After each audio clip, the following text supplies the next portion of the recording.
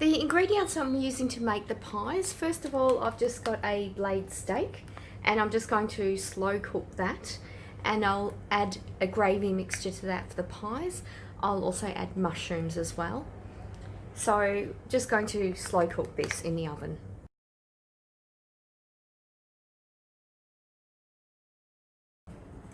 Okay, we're taking our beef brisket out of the oven and let it cool down. So I'll just start slicing it up now. Probably left it in a little bit too long. I know it's nice to keep it in a low temperature, but you still have to watch it, something I didn't do. So the meat's going to be fine for the pies. I could cut off the crunchier bits if I like. I mean, it'll all be fine once it goes in. But I'm just sort of breaking that up a bit. So it's beautiful and tender, be beautiful in pies.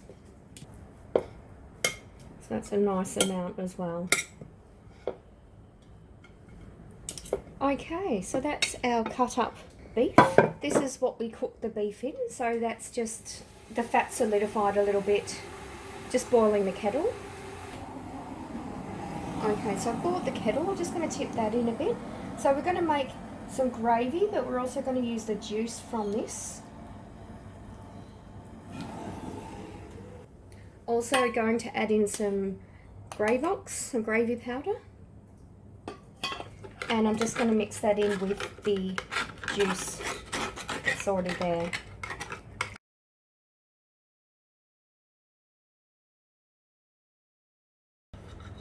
So basically I'm going to have gravy meat pies. Okay, so then I'll start putting the pastry in the trays now.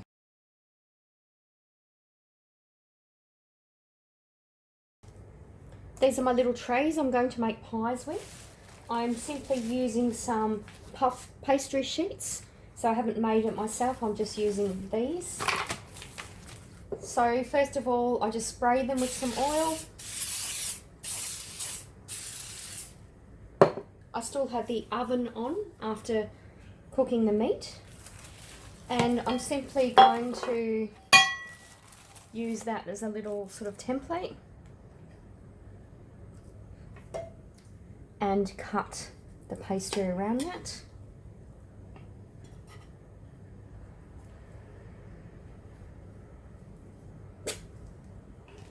Doesn't have to be exact.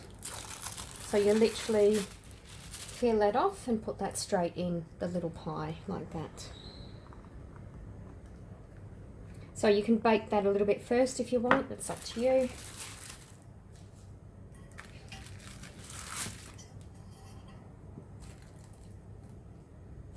Okay, first time I've used this shaped tray. I was hoping to get 3 on, but it looks like I'll just get 2.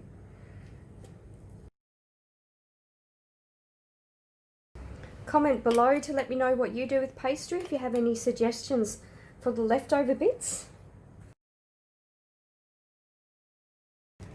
Okay, so that's 4 little trays. I just tend to sort of pierce it like that.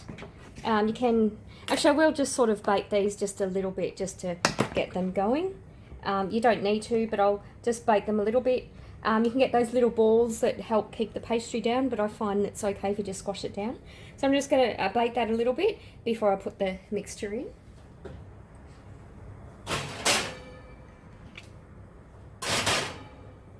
So putting it in the oven. And we've got our mixture here, our Gravox mixture, and I'm going to start adding the meat to that. So my hands are clean, literally just sort of crumbing it in like that. So it's, you can leave it chunky if you want, that's okay. Just taking any gristly or yucky bits out of it. And making sure that, because remember I left it in a bit too long, so making sure I've got the middle bits that are nice and tender. I don't need the crunchy end bits, they're nice just to eat on their own anyway.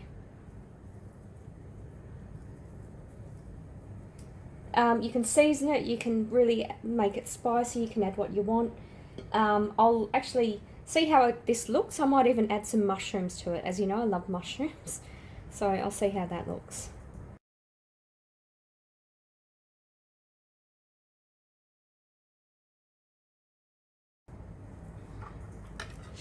And then mix that up a little bit.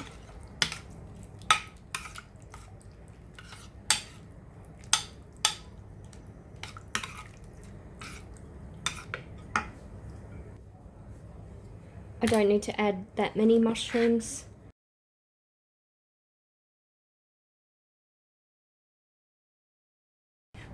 Just sort of dice them up a little bit more.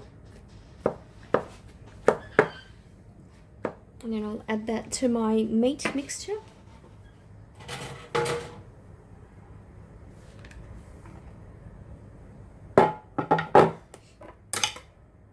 So the mushrooms, of course, are optional. You can add other things. You could fry up onions if you want, which I probably should have done some onions and garlic, but I haven't, so I'm just going to have this. So again, just trying to coat it in the gravy because I'm putting the gravy in the pie mixture. So as you can see, it looks like now there's more mushrooms than me.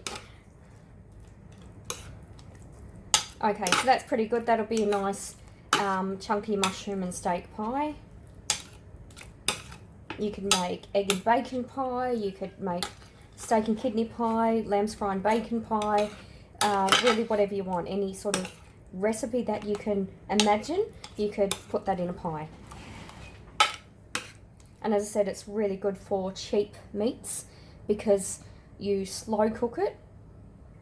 Literally, you know, if you're stressed about money, buy a cheap cut of meat, slow cook it so it's tender.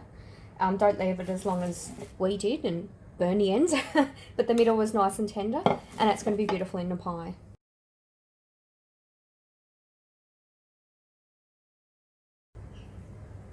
Okay, these are our pies out of the oven. I've just pre-baked the base a little bit before I add the topping to it. So I have my topping mixture here with the steak and mushrooms and gravy. So all I do now is fill that up with the mixture.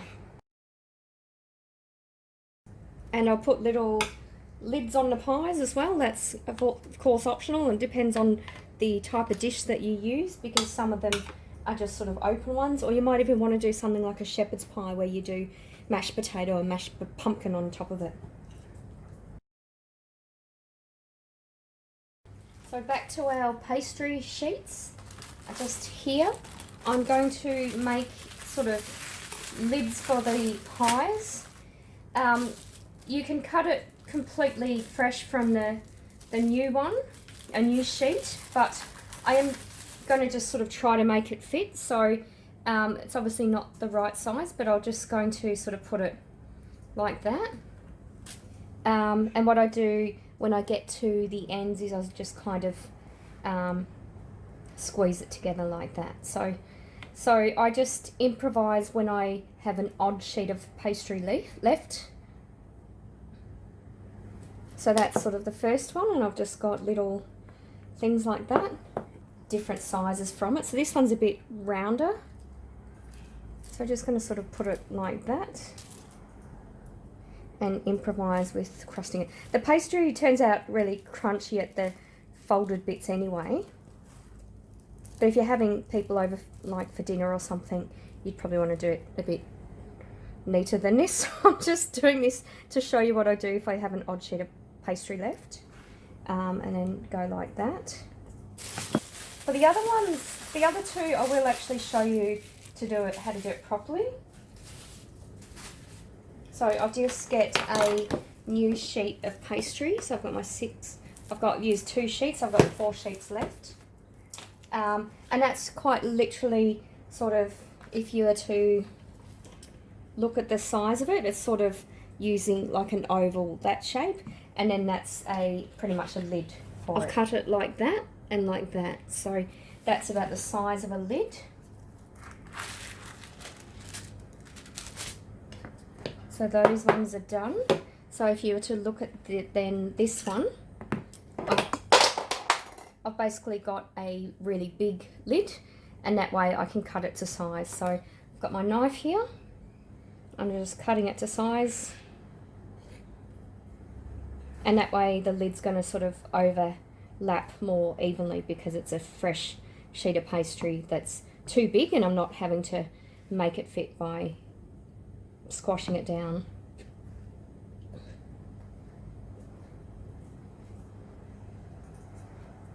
So that's actually a little bit too big, but you sort of get the idea in that you will have a pie. You know how pies come to you in a restaurant and the lid sort of, it's like a muffin top, like the lid goes over the top. So that's what these two are going to be like compared to this one where I used an odd sheet of pastry.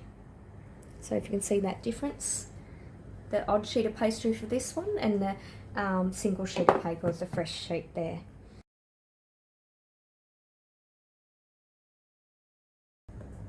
Okay, so that's our pies. So you can see the difference, the ones that are made with the new sheet compared to the ones that I've made to fit. But they're the 4 pies that we've got. So we can pop those in the oven, ready to cook.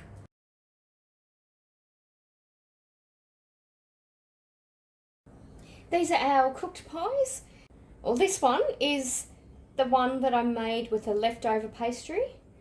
And these two are the ones I made from a fresh sheet of pastry. So you can see it overlaps like that. And that looks beautiful. You can obviously serve that on its own, or you can serve that with some, oops, or you can serve that with some tomato sauce or barbecue sauce. So I'll just do a taste test. That's beautiful and crunchy.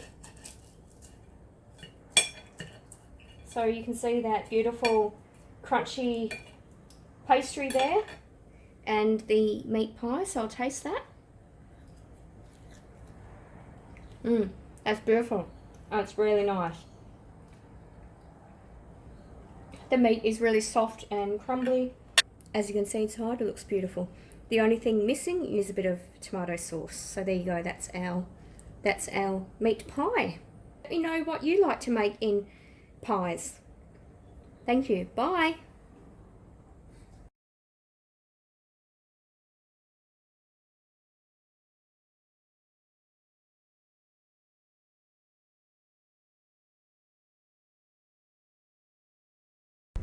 Thank you for watching till the end. I hope you enjoyed this vlog. Please comment below. Let me know your thoughts. Please subscribe to my YouTube channel, Rhonda's Readings.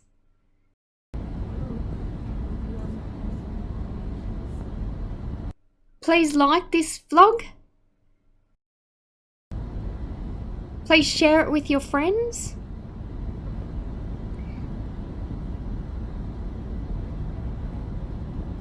Click the notification bell if you'd like to be notified of when I release future vlogs. Thank you.